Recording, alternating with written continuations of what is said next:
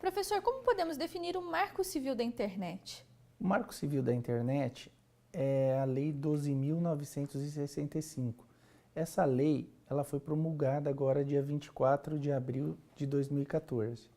Ela estabelece direitos e deveres para os usuários da internet, bem como estabelece algumas garantias para esses usuários, como, por exemplo, o direito a não ser vigiado por provedores, sites de busca, quanto às preferências. E essa lei estabelece três grandes pilares, que assegura a liberdade de expressão do usuário, o direito à privacidade e também a neutralidade no uso da rede. Como a aprovação do Marco Civil vai afetar a vida dos internautas brasileiros? Teoricamente, a forma de uso da internet não muda muito. O que vai acontecer é que, a partir de agora, a gente tem de forma clara que o usuário sabe que ele não pode ser vigiado, porque senão a pessoa ou a empresa que está vigiando fica responsável por isso, a lei é clara nesse ponto. Ele sabe que ele não poderá ser tratado de forma diferenciada em relação ao que ele faz na internet, com relação a download, a postar vídeos, fotos, porque ele não pode receber um tratamento diferenciado. E ele sabe que a partir de agora também está claro que tudo que ele fizer na rede, ele é o único responsável. Via de regra, os provedores não têm mais corresponsabilidade pelas atitudes dos usuários. E em relação à privacidade, como fica? O direito à privacidade já é protegido no nosso sistema jurídico, inclusive com previsão na Constituição Federal, no artigo 5º. Mas o Marco Civil da Internet estabeleceu regras próprias para a proteção da privacidade no campo da internet.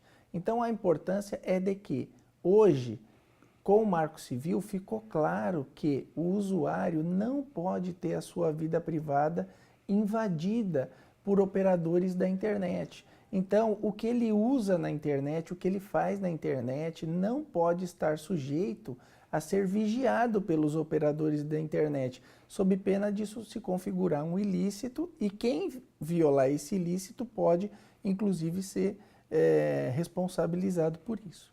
E como o Marco Civil vai assegurar a liberdade de expressão? A liberdade de expressão também já estava protegida pela Constituição Federal, no artigo 5º, e agora no Marco Civil fica de forma mais clara que as pessoas que queiram produzir conteúdos na internet, seja de cunho artístico, literário, científico, ou que queiram manifestar as suas ideias, os seus pensamentos, elas podem fazer isso na internet sem qualquer restrição.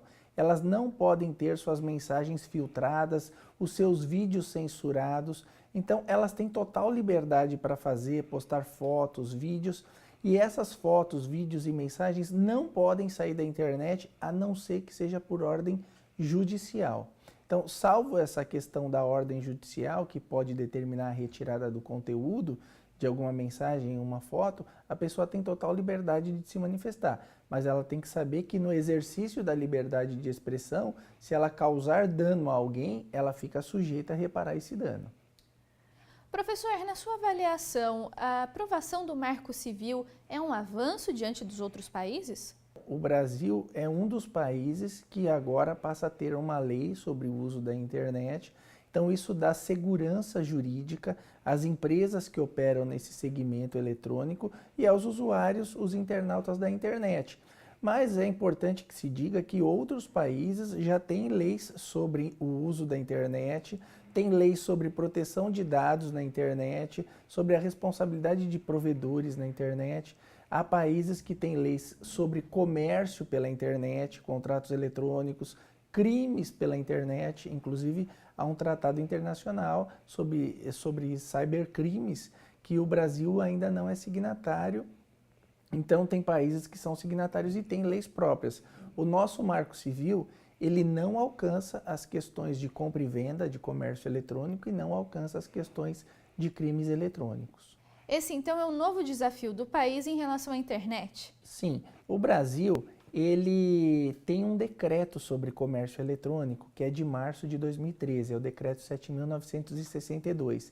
Esse decreto cuida de compras pela internet, mas em relação à aplicação do Código de Defesa do Consumidor, Então, quando há uma relação entre fornecedores e consumidores, nós temos um decreto que trata desse assunto, que inclusive disciplina a compra coletiva, disciplina que os sites precisam ter agora o nome lá na homepage, precisa ter o endereço físico, precisa ter formas de comunicação, além daquela tradicional pelo site, e também disciplina o direito de arrependimento, que é a possibilidade que a pessoa tem de comprar e se arrepender no prazo de 7 dias, quando faz isso pelo site da empresa. Mas também, aqui no Brasil, a gente já tem algumas alterações na legislação penal para prever alguns crimes informáticos. Então, o ECA, Estatuto da Criança e do Adolescente, foi alterado há alguns anos para prever o crime da pornografia infantil pela internet, né? Disposição de fotos, vídeos, etc. E também o Código Penal, no final de 2012, sofreu algumas alterações para contemplar 3 crimes de informática, que é a clonagem de cartão de crédito e débito, a invasão de servidores e a derrubada da rede da internet. Mas são questões ainda pontuais.